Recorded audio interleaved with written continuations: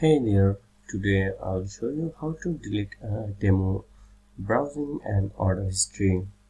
For this, first go to temu.com and log into your account. Then go to orders and account, and you will see an option, your order. Here you will see your all orders, processing order, shipped order, delivered order, or returns.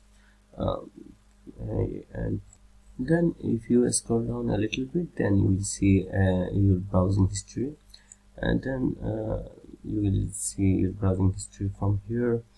Now in order to delete it, if you your cards get in here, you will see a three-dot icon from here. Then you will see an option delete. Just select it and it will be deleted.